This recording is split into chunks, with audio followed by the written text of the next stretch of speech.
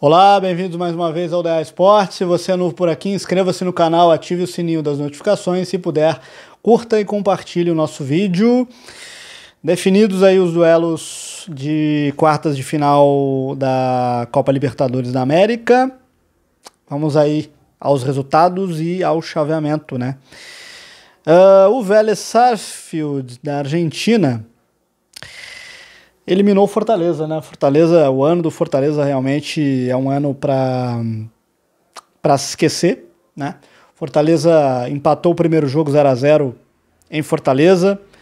Ontem foi eliminado por 2-0. O Vélez, time argentino, campeão da Libertadores em 1994. Ele avança agora às quartas de final. O Fortaleza agora é tentar se salvar no Brasileirão e já ir planejando talvez o 2026, né? Porque realmente 2025 acabou pro Leão do Pici, infelizmente. Vamos ver quem fica, quem sai, ver se o Renato Paiva segue até o final.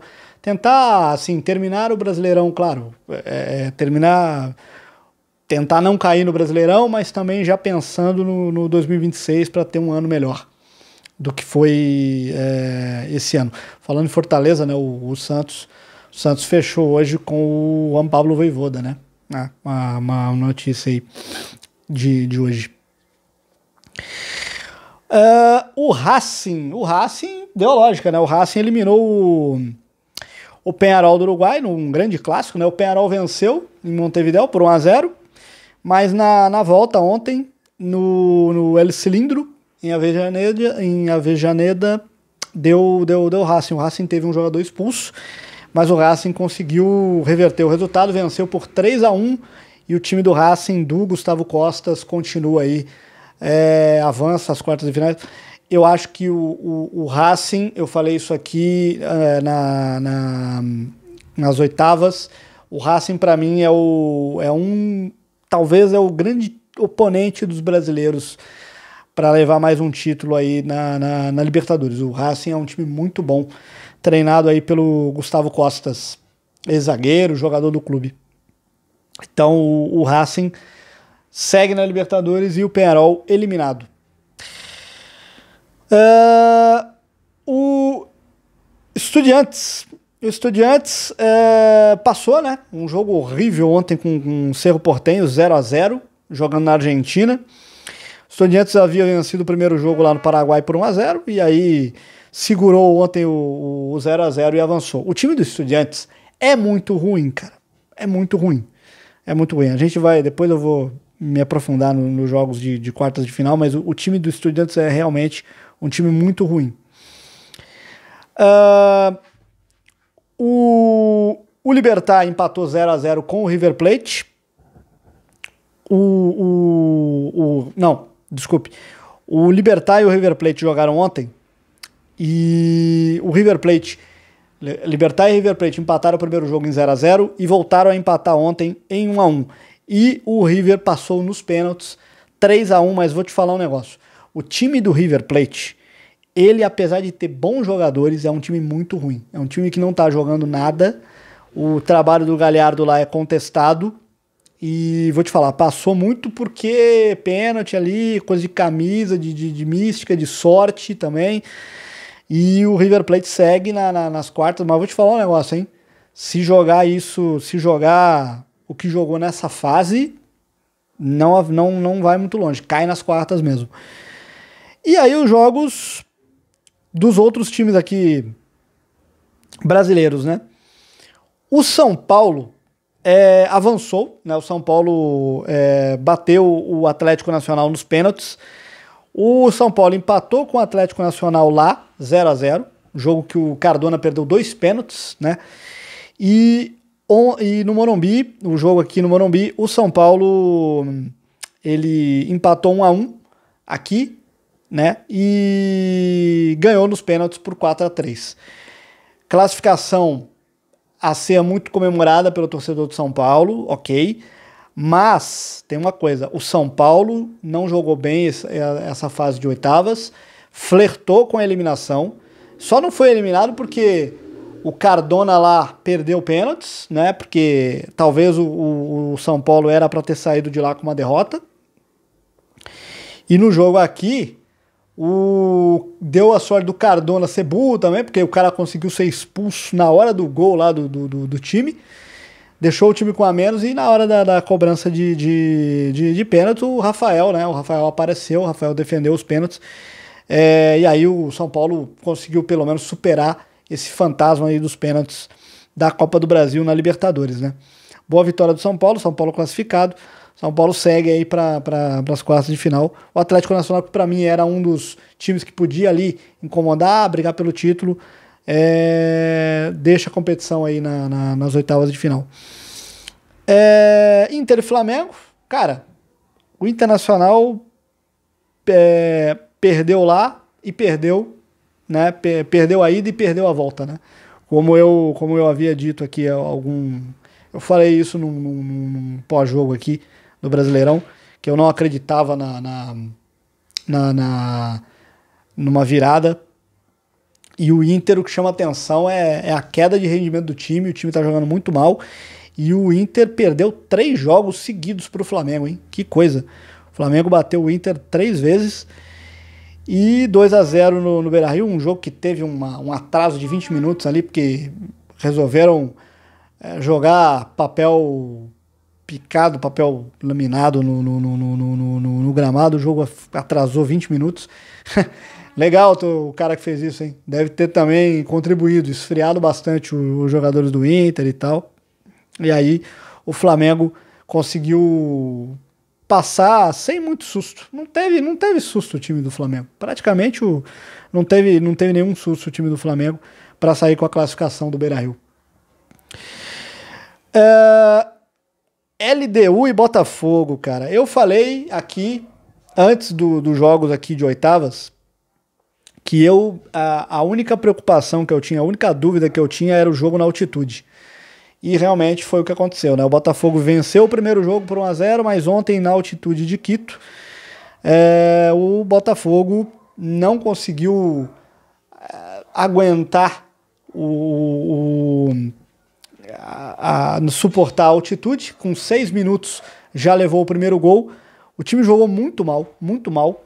O time talvez entrou com uma escalação errada, estratégia errada pelo David Ancelotti, porque na altitude na altitude, se você deixa pra jogar no final você tá morto, cara. A altitude vai te cansando, vai te deixando estafado, você não consegue correr, você não consegue competir com o adversário na altitude, quando chega ali no final do jogo. Isso aí, qualquer técnico, jogador fala isso, assim, que joga na altitude fala isso. Mas aí teve um pênalti ali, um pênalti, na minha opinião, bem marcado, e o LDU fez o 2-0, o Botafogo ali sem muitas forças para reagir na altitude, eliminado. LDU segue na competição. Interessante que os melhores times, depois dos brasileiros e dos argentinos aqui na América do Sul, os melhores times aqui que têm sido, nos últimos anos, têm sido os equatorianos, né? A gente fala pouco disso, hein? A gente fala bem pouco disso. Tem LDU, tem Del Valle, tem Barcelona de Guayaquil. Os equatorianos são a terceira força hoje a nível de clubes. A nível de clubes, assim, eu diria. Brasil, Argentina e depois o Equador. Uruguai, o futebol uruguaio muito mal, e colombianos, de vez em quando aparece um Atlético Nacional que joga bem, mas os times equatorianos têm sido bem regulares na Libertadores da América, têm jogado muito bem. E a gente fala pouco disso, hein? Se bem assim que essa LDU é a pior LDU que eu já vi nos últimos tempos. Mas a LDU avança e o Botafogo sai. Sobre o Botafogo, rapidinho. Muita gente está criticando o David Ancelotti e realmente terá de ser cobrado, beleza? Mas eu acho que a principal culpa tem que recair sobre o John Textor, porque, cara, o Botafogo é campeão da Libertadores. Aí ele é campeão, o time perde os 2 melhores jogadores, né, o Thiago Almada e o Luiz Henrique, que o Luiz Henrique vai pro Zenit, o Thiago Almada vai pro Lyon. Outros jogadores saem também, né, no final, né, no final da temporada. Aí tem e aí, cara, o Botafogo, ele abre a temporada, o time perde o técnico, o Arthur Jorge, né, pro Qatar. E aí, cara, o time fica praticamente 3 meses, 4 meses, sem um treinador, sem contratar um treinador. Ele começa a temporada com o interino, que eu até esqueci o nome, um técnico interino. Ele leva todo o campeonato estadual com o interino, ele não classifica para a semifinal do estadual, mais uma vez, ele fica ali naqueles... acho que ele disputa, né, o torneio o torneio lá de consolação que existe lá no Rio de Janeiro, que eu esqueci o nome. Depois, aí assim, o Botafogo disputa 2 competições, a Supercopa do Brasil e também a Recopa, com o treinador interino.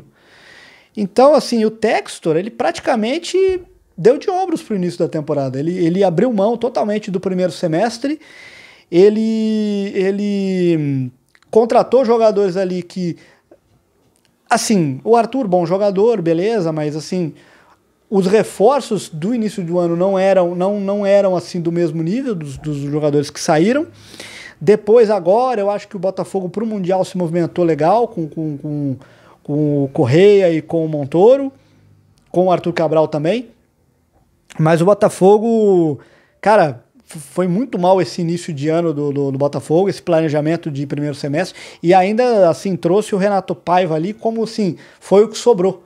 Tentou aí, falou-se em Roberto Mantini, falou-se em outros técnicos até renomados aí, mas aí acabou pintando o Renato Paiva, assim, do nada, que foi um treinador que fez um trabalho, era treinador da base do Benfica, fez um trabalho no Del Valle, depois veio pro Bahia, não fez um bom trabalho lá, e aí veio pro Botafogo. O Renato Paiva tem um jogo legal assim para o botafoguense lembrar, que é o jogo do PSG, né? Que eu acho que é o grande jogo do Renato Paiva com a camisa do Botafogo, no Clube Botafogo. E aí o Textor demite o Renato Paiva depois de perder pro Palmeiras, aí não gostando de como o time entrou em campo e tal. E aí, bom, agora é o seguinte, né, cara? Agora tem o Brasileirão, tem a Copa do Brasil para tentar um título, né? Para o Brasileirão, acho que o Botafogo não consegue brigar pelo título, só se mudar muita coisa, e só se o trabalho realmente do Ancelotti deslanchar agora. E tem a Copa do Brasil, que aí é uma competição que eu acho que, por ser mata-mata, o Botafogo tem condições de levar. Mas eu acho que o grande responsável, assim, pela má temporada, pelo mau ano do Botafogo, não é o David Ancelotti, não. Eu boto mais na conta do Textor. Eu acho que o planejamento do Textor de início de ano foi mal, foi equivocado. Tudo bem, ele tem o direito de não querer ganhar estadual, né? De não ligar muito pro campeonato estadual. Beleza, mas assim, ele praticamente abriu mão de todo o primeiro semestre. Ele perdeu uma Supercopa para o seu maior rival, ele perdeu uma Recopa Sul-Americana, né?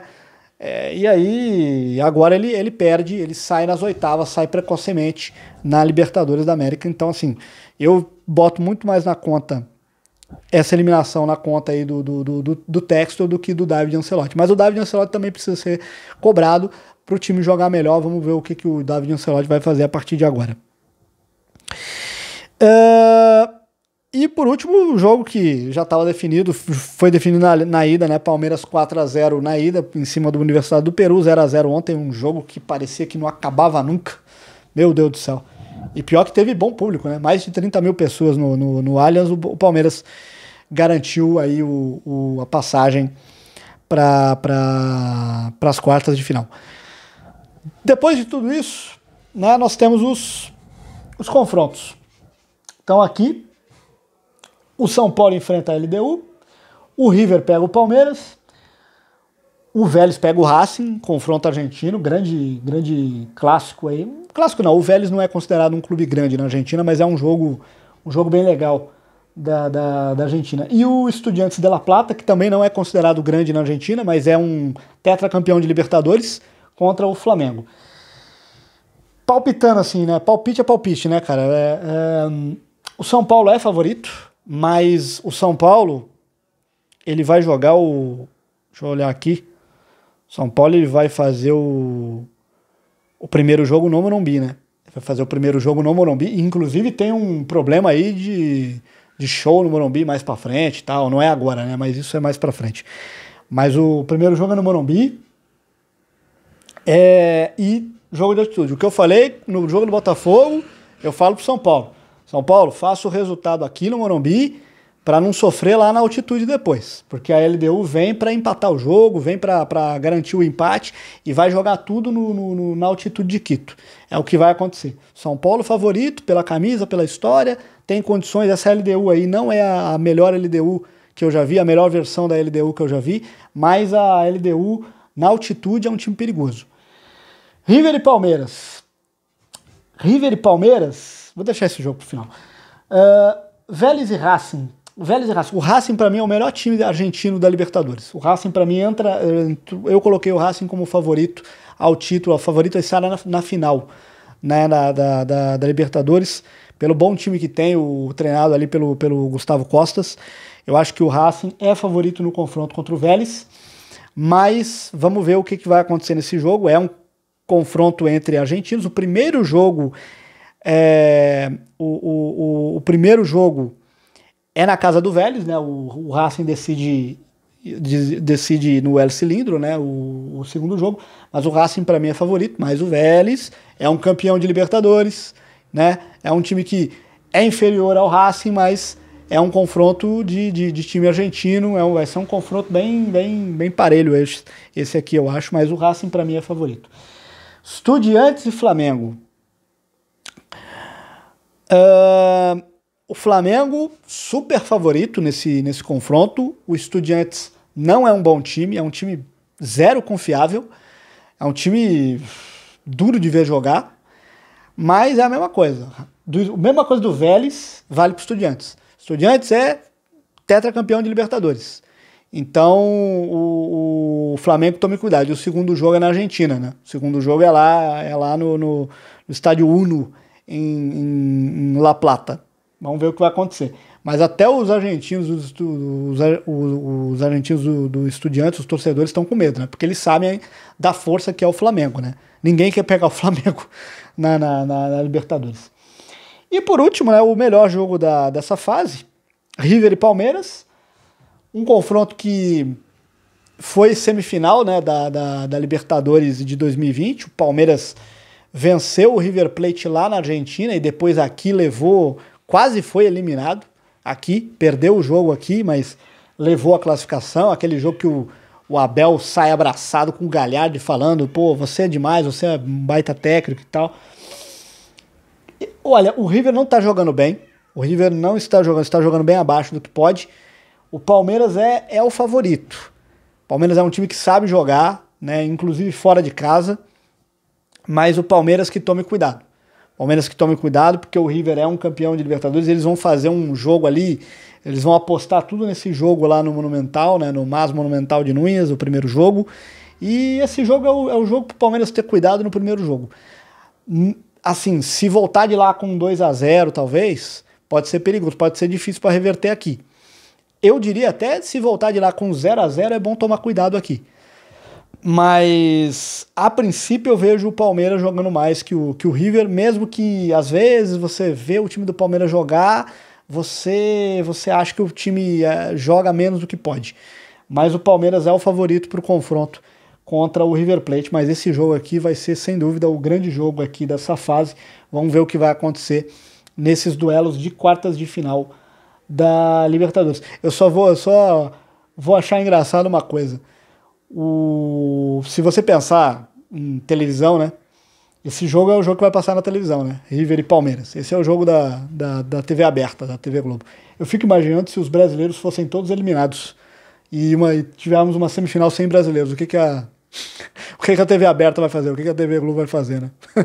Já pensou um Racing Estudiantes?